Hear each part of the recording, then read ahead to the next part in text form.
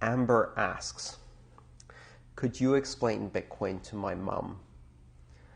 If so, how? I ask this because I want this video to exist for my mom and everyone like her who wants to understand the basics. All right. Whether it's your mom, your dad, your grandpa, your kid, your nephew, your niece, or even your grandchild, and you need to explain Bitcoin or any cryptocurrency to somebody who is not technical. Let's see if I can do a good job about this. So, what is Bitcoin? What are cryptocurrencies? Bitcoin and cryptocurrencies are a form of money invented recently and introduced on the internet. This is a form of money that only exists in a digital form, and it can be sent and received just like an email. Now, the advantage of that is that in many countries, people have very limited access to traditional financial institutions.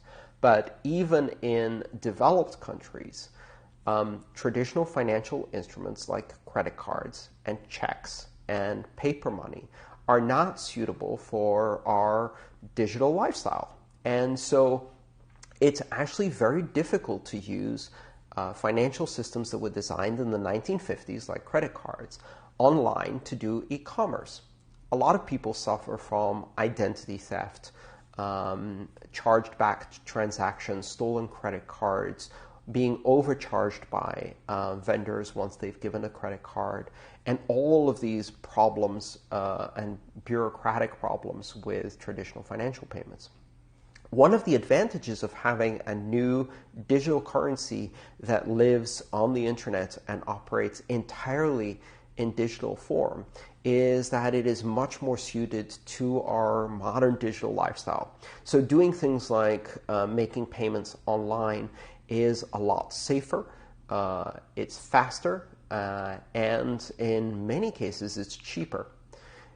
When you make a payment with a credit card, you may not see the level of fees that is being charged because that gets charged to the merchant and not you. But inevitably, because of market economics, someone's going to pay for that fee, and what the merchants are going to do is pass that on to you in higher prices. So another advantage of using this new digital form of money is that you can save because the fees are lower for you, they're lower for the merchant. It's more secure, there's less opportunity for chargebacks and fraud, you risk your identity less, and all of these things reduce the cost of doing commerce and engaging in commerce online. Now, your first experience with these digital currencies is not going to be as simple as you imagine. Remember back in the days when the first time you tried to do some online shopping, or maybe the first time you tried to connect to the internet and send an email? Perhaps you struggled with modems and setting up a connection with an ISP. Maybe you had a clunky desktop, a Windows machine, trying to install a browser that was confusing and weird. And gradually over time, a lot of these rough edges got smoothed out. Nowadays, you can take a device that's very easy to interact with, such as a tablet. It already comes pre-installed with everything you need to use the internet. You can easily connect to a Wi-Fi hotspot. You don't need to sign up with an account with almost anyone.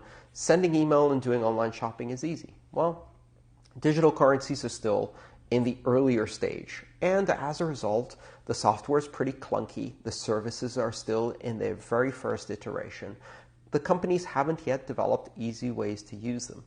So maybe digital currencies like Bitcoin or other cryptocurrencies are not quite right for you yet. In places where people are desperate for financial services, where they have access to nothing other than cash, and they're surrounded by corrupt governments, corrupt officials, corrupt cops, and corrupt banks, the effort to learn and use this technology is well worth it because it can be a really meaningful change in their life circumstances. But for most Westerners, still, this is more of a curiosity. It's more of an interesting technology. if you're a geek or fascinated by new technology, maybe you'll put in the effort to learn about it. In any case, it might be interesting to experience one of these transactions. But don't let this early stage technology fool you. Just because it's clunky now doesn't mean it's going to be clunky forever. The fundamental principles and structure of these new digital currencies and the open world they create, where money can be transmitted, where commerce can be engaged, where people can hold on to their assets securely anywhere in the world and transact with anyone else near instantaneously, securely, and with very low or no fees, that is really going to change the world. You can either jump on that bandwagon now, maybe go through some of the early pain of trying out a new technology, or just be aware that this thing is happening. Wait a few years, and eventually it's going to be easy to use for everyone. And then we'll have to try to explain to our children and our descendants what the hell we were thinking with these plastic cards and this linseed and cotton money that was covered in germs, and they will not understand what we're talking about.